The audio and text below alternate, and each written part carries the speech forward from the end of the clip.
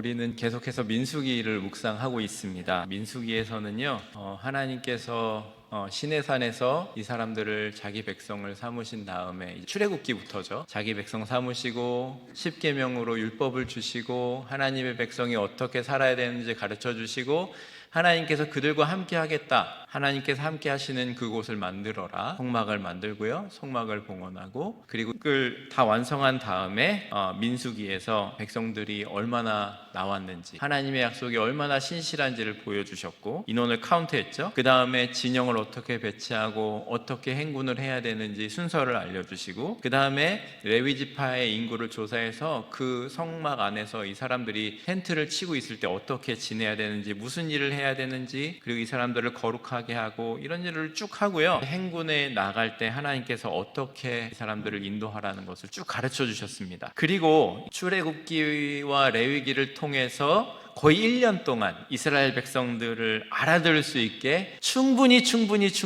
가르쳐 주셨습니다. 이 부분을 다시 생각해 보면 이스라엘 백성들이 광야 여정에서 행동하는 그들의 삶 가운데 나타나는 모든 하나님이 안 가르쳐 주셔서 그런 일이 일어난 건 아닙니다. 분명히 다 가르쳐 주셨는데 그런 문제들이 일어나게 된 것이죠. 어쨌든 이스라엘 백성들이 광야로 행진하는 직전 첫 모습이 본문에 나오는데요. 이 사람들은 광야 행진을 시작하면서 광야 행진이 39년이 될 것이라고는 결코 생각하지 못했을 것입니다. 하지만 슬프게도 우리가 민수기에서 보게 되는 내용들은요, 출애굽을 했던 1세대가 그 세대의 불신앙과 불순종의 모습들이 보여지고 있고요. 하나님께서 인도하심을 믿지 않았고 하나님께서 약속하신 가나안 땅을 주실 것도 믿지 않았고 하나님께서 세우신 모세를 지도자로 인정하지도 않게 되었습니다. 1세대의 슬픈 반역의 이야기가 25장까지 이제 쭉 나오는데요. 이런 상황들 안에 어떻게 시작되었는지를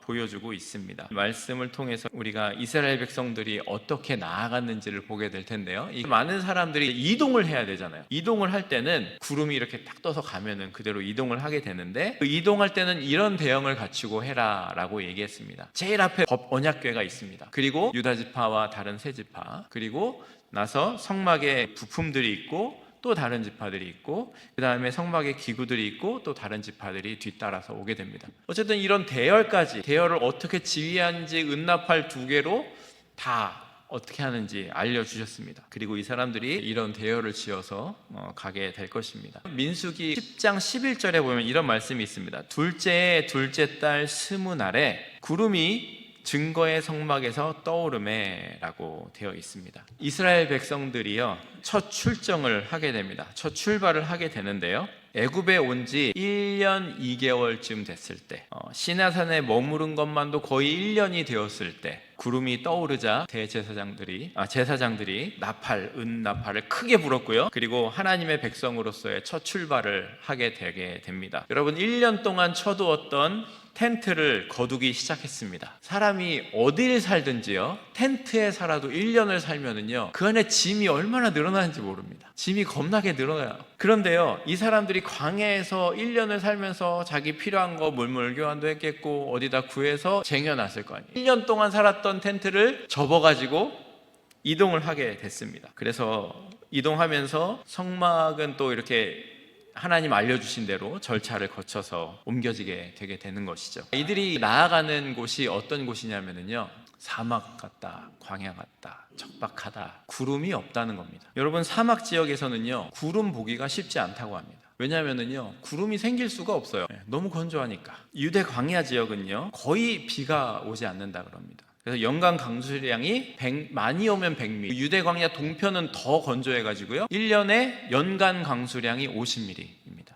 얼마나 건조한지 감이 안 오시나 본데 이러면 사막 되는 거예요. 말 그대로 척박한 곳입니다. 제가 어떤 여행 유튜버가 쓴 블로그에 가보니까요 레바논에 있는 이런 광야에서 자기가 사막에 간 거예요. 너무 멋있어서 사진을 찍으러 갔는데 마침 그날 비가 오는 거예요. 사막에 구름이 온 1년에 2번밖에 없는 일이에요. 자기가 그날 사막에서 비 내리는 걸 경험했다고 너무 좋아하더라고요. 그만큼 광야는요 척박하고 비가 오지 않는 곳이에요. 구름 한 점 없는 곳이에요. 여러분 이렇게 뜨거운 광야에서 밖에 낮에 있어야 된다면 만약에 여러분이 저곳에 있다고 한번 생각해 보세요. 근데 거기에 갑자기 구름이 요만한 게 하나 생겨가지고 태양을 여러분을 딱 가려준다고 생각해 보세요. 어떨까요? 너무 좋겠죠. 요나가 박넝쿨 이파리 때문에 햇빛 가리고 있다가 그거 없어졌다고 막 하나님께 투정했잖아요. 차라리 날 죽이라. 그처럼 요 구름 하나가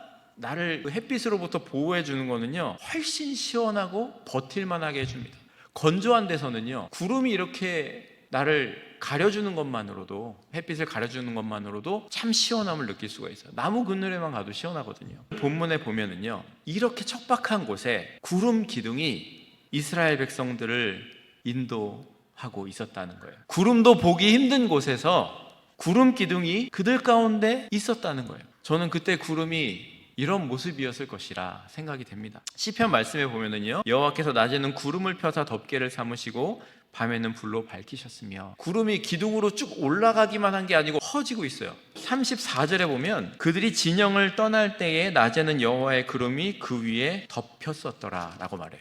그러니까 이게 맞아요. 구름 기둥만 있었던 게 아니고요, 구름이 이렇게 기둥이 올라가서 구름이 이스라엘 사람들의 진영을 덮어주고 있었다는 거예요. 밤에는요, 출애굽기 13장 22절에 보면 낮에는 구름 기둥, 밤에는 불 기둥이 백성 앞에서 떠나지 않았다. 40장 38절에 보면은 낮에는 여호와의 구름이 성막 위에 있고 밤에는 불이 그 구름 가운데 있음을 이스라엘 온 족속이 모든 행진하는 길에서 그들의 눈으로 보았다. 민수기 9장 16절에 보면 밤이면 불 모양이 있었다. 낮에는 구름 기둥이 있었는데 밤이면 불 모양이 거기에 있었다. 또 너희는 거기서 장막질 곳을 찾으시고 밤에는 불로 낮에는 구름으로 너희가 갈 길을 지시하셨다 나옵니다. 그러니까 낮에는요, 구름 기둥이 있었고요. 기적이죠. 놀라운 일이죠. 기둥이 이 사람들을 인도하고 있다는 게 얼마나 놀라운 일인지 감이 오시죠. 이 말씀처럼 밤에는 추울 때 사람들을 보호해 주려고 추위로부터 불 기둥이 있었고요, 낮에는 구름이 뜨거운 해를 가려줬다는 거예요. 그리고 33절에 보면은 사람들이 며칠을 가서 바란 광야에 머물게 됐냐면요, 3일이라고 얘기해요. 잘 생각해 보세요. 1년을 기다렸어요. 1년을 시내 광야에 있었단 말이에요. 여기서 첫 출정을 해서 언제 멈췄냐면요, 3일 만에 멈췄다는 거예요. 3일 동안 걸었다니까 아무 감흥이 없으시죠? 내가 한번 3일을 이 짐을 가지고 온 가족을 데리고 광야를 걸었다고 생각해 보세요. 자신 있으세요? 이 본문을 그냥 지나가면 안 돼요. 3일이에요. 3일. 30시간도 아니고요, 72시간이에요. 3일 동안 광야길을 가서 바란 광야에 도착했다. 그들을 인도하는 하나님의 구름이 멈추지 않은 거예요. 3일을 따라갔어요. 왜 구름이 멈추지 않지? 계속 가시니까 갑니다. 3일을 갔어요. 군대에서 유격을 하고 나면은 마지막 날 행군을 합니다. 행군할 때요, 완전 군장이라 그래서 한 30kg에서 40kg 되는 배낭을 메고요, 그리고 총을 들고요, 그리고 철모를 쓰고요, 그리고 행군을 하는 거예요. 밤새 걸어가지고요, 다음날 새벽에 부대로 들어오는 거예요. 군대 얘기해서 죄송합니다. 밤새 걷고 들어오잖아요. 얼마나 힘든지 몰라요. 이게 행군이라는 게요, 앞에서 뭐 잠깐 해가지고 잠깐 멈췄다가 또 가고 이러잖아요. 그러면 이 사람 앞에 사람이 가고 요 다음 사람이 가면은요, 이게 점점 하면서 거리가 멀어져요. 그래서 나중에 맨 뒷사람은요 막 뛰어야 됩니다. 그러니까 이 행군이라는 건 보통 일이 아니에요. 근데 이 사람들이 몇 명이에요? 장정이 60만, 사람 애들까지 노인까지 다 합하면 200만이에요 미니멈 200만. 토론토 시리의 인구가 300만이에요 그러니까 200만이 어느 정도 숫자인지 알겠죠? 200만이 행군을 하는 거예요. 며칠을? 3일을.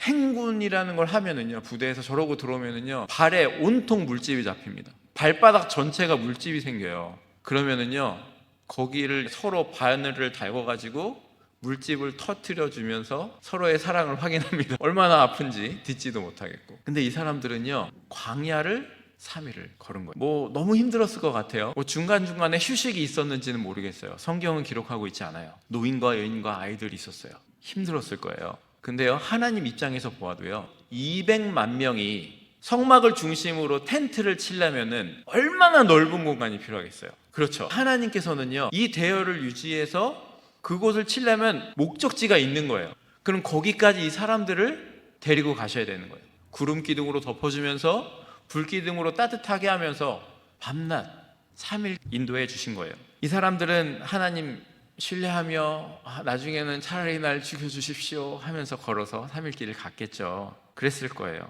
우리 인생에서도요, 이런 광야의 길을 걸어야 할 때가 있습니다. 힘든 길이고요, 언제 멈춰야 될지 모르는 길인 경우도 있어요. 그 길이라는 게 우리 직장 생활이 될 수도 있고요, 질병이 찾아온 시간이 될 수도 있고요, 인생이 어려운 시간이 될 수도 있어요. 그런데 어찌 보면은요, 우리 인생 길이 광야와 같다는 거예요. 앞이 훤히 보이지도 않고요, 언제 끝날지도 모르고요, 언제까지 가야 될지도 몰라요. 이 광야 길을 처음 시작할 때는요, 하나님 바라보며 시작했을지도 모릅니다. 기대함이 있었을 거예요. 드디어 출발이구나. 그런데 이 3일 길 걸으면서 많은 힘든 시간들이 있었을 거예요. 우리 인생도 마찬가지예요. 처음에 여러분의 인생, 이민 생활, 가정 생활, 직장 생활, 그런 생활 시작하셨을 때 시작은 좀 기대가 있었지만 지내오면서 보니까 힘들었을 거예요. 아니면 시작에 하나님을 만나지 못했는데 광야 같은 인생길을 걷다가 하나님을 만났을지도 모르겠습니다. 그때 사람들은요, 무엇을 바라보고 걷고 있었느냐는 거고요, 우리는 그 인생길을 걸으면서 도대체 누구를 바라보고 걷고 있는가 하는 거예요. 우리는 우리의 있는 이 인생의 광야길에서 하나님 바라보고 계십니까? 어떤 분은 이렇게 말씀하실 겁니다. 목사님, 이스라엘 백성들처럼 구름 기둥, 불 기둥 보여주세요. 그럼 내가 잘 따라갈게요. 보여주시기만 하라니까요. 그런 거 보이면 내가 잘 따라갈 수 있죠. 근데 안 보이잖아요. 근데 뭘 보고 따라가라는 거예요? 라고 이야기하실지도 모르겠어요. 만약에 그런 거 보이면은요, 광야길 저 걸어갈 수 있습니다. 걱정할 필요가 없어요. 이렇게 얘기하실지도 몰라요. 과연 그럴까요? 이스라엘 백성들은요, 39년 광야길 동안요, 매일 구름 기둥과 불 기둥을 경험했단 말이에요. 매일 경험했어요.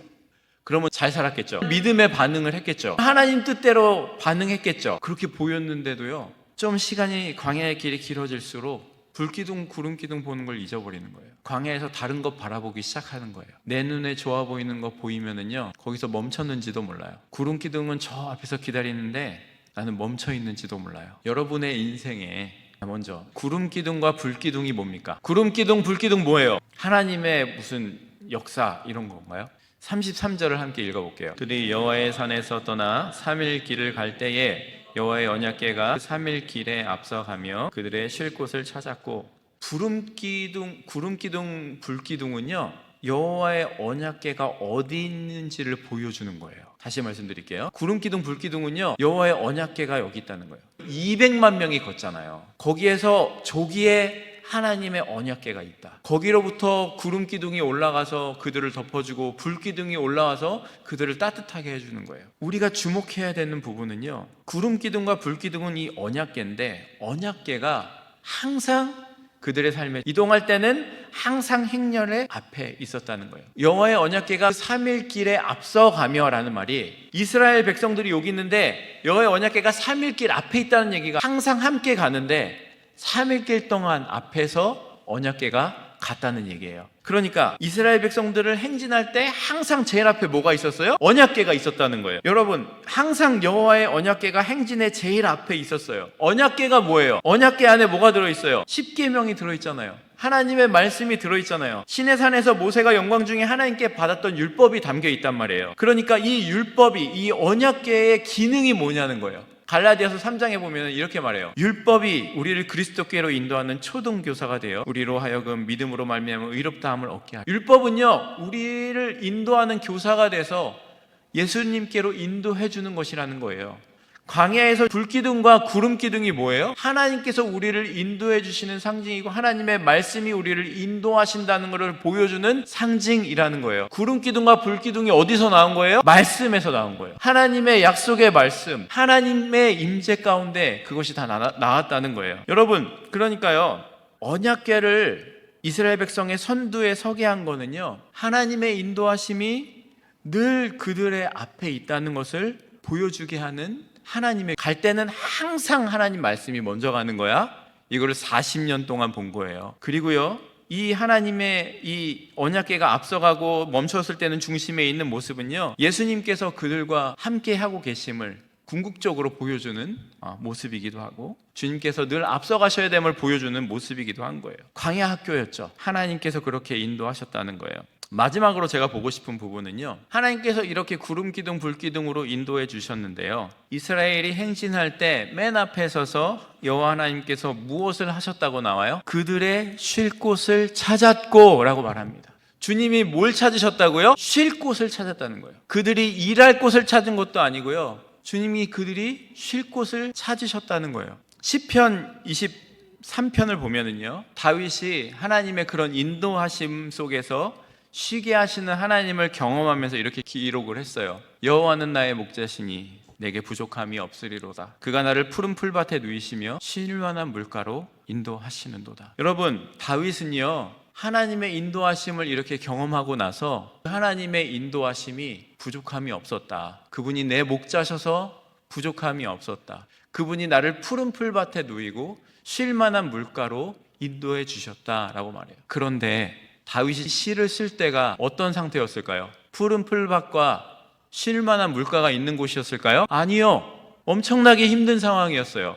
그런데 하나님께서 함께 계시니까 다윗이 뭘 고백하고 있어요? 하나님께서 그 가운데서도 나를 푸른 초장과 쉴 만한 물가로 인도해 주셨다는 거예요. 이게 구름 기둥과 불 기둥을 경험한 사람의 고백인 거예요. 하나님께서는요, 광야의 뜨거운 햇빛 속에서 거래할 때도 있고요, 또 힘들 때 있는데요, 그곳에서 하나님께서요, 우리 가운데 오셔서 구름 기둥으로 우리를 지켜주시고요, 불 기둥으로 우리를 보호해 주시고요, 우리가 쉴 곳을 찾아주셨다는 거예요. 34절에 보면은요, 그들이 진영을 떠날 때 낮에는 여호와의 구름이 그 위에 덮였었더라. 하나님께서는요, 광야와 같은 인생 속에서 구름으로 덮어주시고요, 낮에는, 밤에는 불 기둥으로 따뜻하게 해주시면서 우리에게 쉼을 주시는 하나님이셨다는 거예요. 이스라엘 백성들은요, 하나님의 인도하심을 이렇게 경험한 거예요. 늘 앞서서 인도하시는 하나님, 그리고 우리가 피곤하여 지칠 때를 대비해서 항상 쉴 곳을 예비하시고, 쉴 곳이 없더라도 구름 기둥으로 그들을 불 기둥으로 보호하시면서 마음에 쉼을 주셨던 하나님이시라는 겁니다. 우리는요, 살면서 쉬고 싶을 때가 참 많이 있습니다. 휴가 있으면 좋겠다. 쉬고 싶다. 난 쉬어야 돼. 근데요, 휴가 보내시면 참 쉼을 얻으십니까?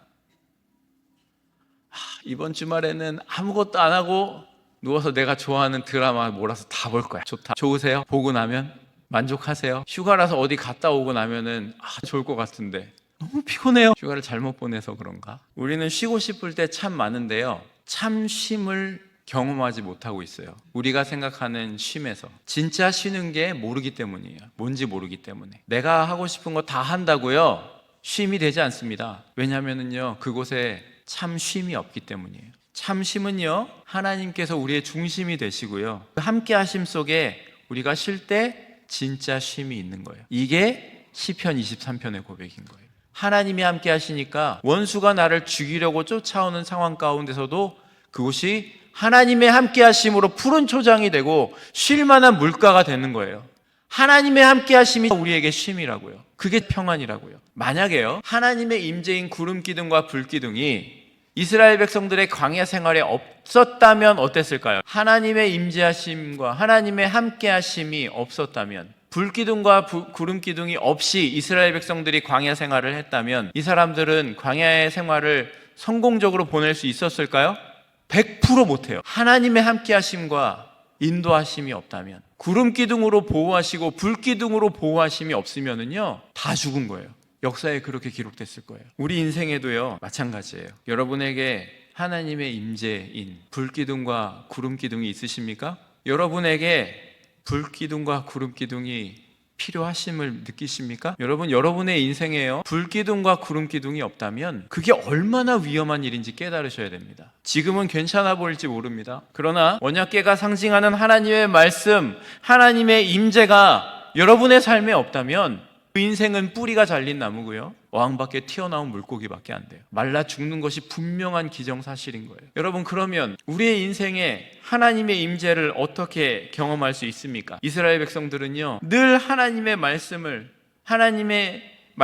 그들의 삶의 중심에 두고 앞세우면서 살면서 하나님의 임재를 경험한다는 것을 광야학교에서 배우고 있는 거예요. 우리도 마찬가지예요. 늘 하나님의 인도하심이 없이는 우리는 살 수가 없고, 하나님의 말씀이 늘 우리 중심에 있어야, 말씀이 앞서가고 말씀하시는 대로 살아야 우리가 하나님의 임재를 경험할 수 있다는 거예요. 빌리 그레이엄 목사님이 이렇게 집회를 나가실 때 함께 가서 찬양을 하고 간증을 하는 여자분이 있었어요. 시각장애인 여자분이었는데 한국 여자분이셨어요. 킴 윅스라는 분인데 한국 전쟁 때 실명을 했는데 미군의 도움을 받아서 미국에 가서 인디아나 주립대에서 성악을 공부하고요. 또 오스트리아에서 성악 수업을 마치고 나서 훌륭한 성악가가 됐어요. 그래서 그녀가 놀라운 간증거리를 갖게 돼가지고 빌리 그레이엄 목사님 가는 곳에 가서 함께 특송을 하고 간증을 하고 했다고 합니다. 한국의 여의도 광장에서 빌리 그레이엄 목사님 오셔서 집회하셨을 때 2번이나 왔더라고요. 그분이 집회할 때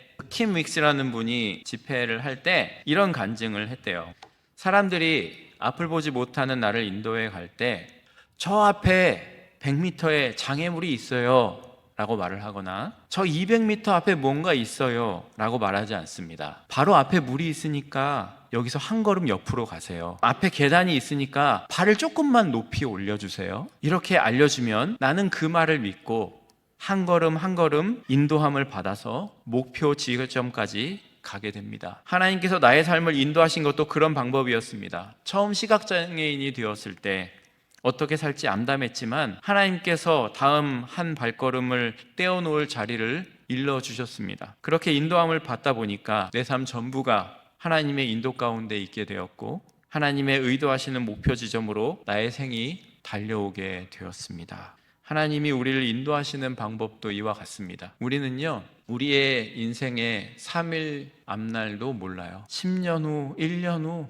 모르죠. 오늘 우리가 무엇을 해야 할 것인가를 보이는 하나님께 우리가 믿음으로 순종하면서 오늘을 살면은요, 하나님께서 내일을 인도하셔서 마침내 하나님께서 원하시는 곳에 우리를 인도하실 것입니다. 이게 하나님의 인도하심이에요. 이것이 하나님의 임재 가운데 사는 방법이에요. 말씀을 통해서 하나님께서 이스라엘 백성들을 광야로 인도하심을 우리가 보았습니다. 광야길이요 3일 밤낮을 걷는 시간이 우리에게 주어질 수도 있어요. 도대체 이 시간이 언제 멈추나, 이 고난이 언제 가나 불안하고 미리 걱정하고 염려하면서 그 시간을 우리가 보내고 있지 않습니까? 근데 하나님은요 그 앞에 거 걱정하지 말라는 거예요. 나에게 원하시는 건 뭐냐면요, 하나님의 말씀이 네 삶에 앞서가는 대로 인도하시는 대로 따라오라고 말씀하고 계시는 거예요. 멈춰섰을 때 하나님의 말씀이 우리의 삶의 중심에 있게 하라는 거예요. 이스라엘 백성들은요 진이 멈췄을 때요 항상 그 원래의 진영대로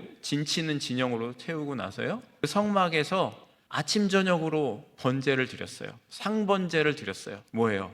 나는 죽었습니다. 내 죄로 인해 내가 혹시 모르게 지었던 모든 죄까지 내가 저 안에서 죽었습니다를 고백하는 거예요. 아침 저녁으로 했어요. 무슨 의미예요 이게? 우리가 하나님의 임재 속에 늘 살면서 나는 죽고 하나님이 인도하시는 대로 살겠습니다. 그것이 그들의 모습을 그들에게 가르쳐 주신 하나님의 임재를 경험하는 방법이었던 거예요. 우리의 삶에서 마찬가지인 거예요. 더 하나님의 말씀이 여러분을 주장하게 하시기 바랍니다. 하나님의 말씀을 붙잡으시기 바랍니다. 하나님의 말씀이 여러분의 인생의 구름기둥과 불기둥임을 믿으시기 바랍니다. 그 안에서 불기둥과 구름기둥이 일어나는 거예요. 그러면 걱정할 필요가, 어쨌든 하나님께서 가장 좋은 길로 우리를 인도하고 계시니까.